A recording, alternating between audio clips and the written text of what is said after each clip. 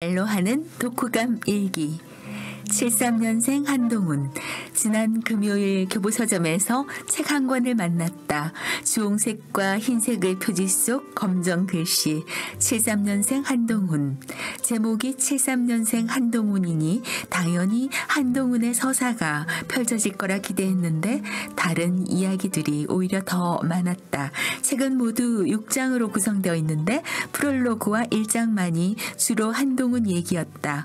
2장은 윤석열 대통령, 3장은 노사모, 김어준, 4장은 다양한 정치 관련 이야기, 5장은 주로 이준석, 6장은 작가가 싱가포르, 호주, 스페인에서 교수 생활을 하면서 몸소 깨달았던 것들을 바탕으로 이뤄낸 이야기였다.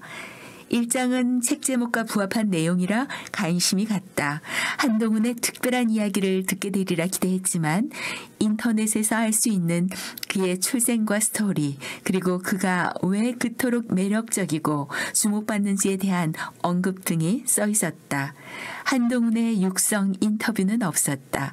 적어도 73년생 한동훈을 제대로 쓰려고 했다면 작가는 한동훈을 밀착 취재해야 하지 않았을까? 그를 자주 만나서 그의 인생관에 대해서, 그의 국가관에 대해서, 그의 가치관에 대해서 질문하고 그 대답들을 들어야 했던 것은 아닐까?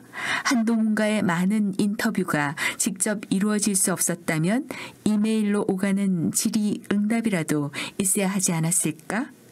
근데 그가 많은 사람들이 알고 있듯이 강남 8학군 태생이라는 것으로 그의 얼굴이 뽀얗고 손이 이쁘고 패션 센스가 뛰어나고 언변이 뛰어나고 몸가짐이 겸손하고 흠잡을 데 없다고 많은 사람들이 그에게서 기티가 난다고 느꼈다고 작가까지 나서서 귀족성 있는 대통령을 바란다고 하는 소제목을 내건 건 참 아쉽다. 왜냐고? 우리의 리더는 귀족성이든 천민이든 그게 중요한 게 아니라 국민의 편에서 국민의 마음을 알아주고 국민을 위해서 일하는 리더면 된다. 그가 귀족 출신이든 천민 출신이든 태생은 중요하지 않다. 우리는 지금 연예인을 뽑고 있는 게 아니다. 그가 인품이 뛰어나고 지혜가 있으며 한 나라를 이끌 만한 충분한 리더십이 있다면 그가 필리핀 출신이 아니라 이 땅의 태생, 한국인 출신의 반듯한 대통령이면 족하다. 예수는 귀족 가문에서 태어나신 분이 아니다. 누추한 마국간에서 요셉과 마리아의 아들로 태어났다. 그러나 그는 전 세계인에게 사랑받는 자비의 화신이며 구주이고 우리의 영적인 리더이다. 매년 12월 그의 탄생일이 되면 우리는 그를 기리지 않는가. 작가가 기티와 짠티의 이데올로기에 갇혀서 한동훈은 기티나고 이재명은 짠내나는 자수성가형이라고 분류하여 말하는 것은 얼마나 위험한 발언인가. 이재명 씨가 된 것은 눈물 젖은 빵이 있고 가난과 소외 속에서 강남 8학군의 온실 속에서 자란 화초들이 느끼지 못하는 것들을 온몸으로 느끼며 살아온 아픔도 있었을 것이다. 그것을 함부로 짠내라고 말하는 작가에 대해서 마음이 불편하였다. 사실 한동훈에 대한 호감으로 책을 골랐는데 거기에 대한 구체적인 알갱이와 서사는 없고 상대방 이재명 씨를 필요 이상으로 비판하지 말아야 할 부분까지 비판하니 그것은 공정하지 않다고 느꼈다. 정치인은 정치적 행보로 평가해야 한다. 그가 마음에 들지 않는다고 우리는 어린 시절 소년공으로 가난하게 살아온 어린 인생 자체를 비난하거나 비하하거나 짠내가 난다고 말할 자격이 있는가. 오히려 어려운 역경 속에서도 잘 지켜낸 그의 성공에 갈채를 보내는 통큰 마음이 오히려 귀티나는 마음은 아닌가? 73년생 한동훈이라는 책에서 제목과 거의 상관이 없어 보이는 작가만이 할 수 있는 이야기.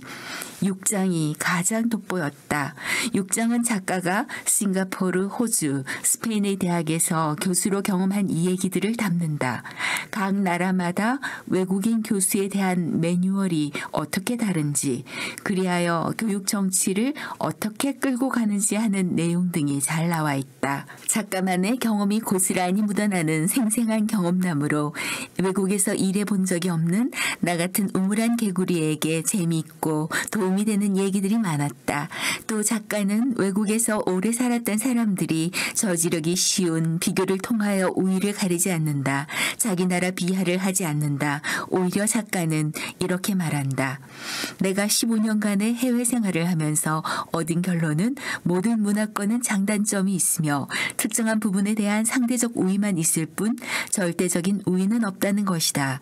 한국 사회는 한국 사회만의 장단점이 있고 미국과 유럽, 싱가포르와 호주 다 자기들만의 개성이 있으며 그 사회만의 고유한 특성이 때로는 장점이 될 수도 있고 다른 면에서는 단점으로 작용한다는 게 내 결론이다. 참 멋진 결론이다.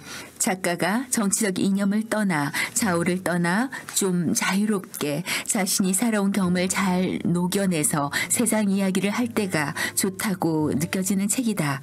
이 책은 한동훈 팬덤이 가져온 신선한 자극으로 새로운 보수를 이끌어가기를 갈망하는 작가의 동기로 쓰여진 것 같아.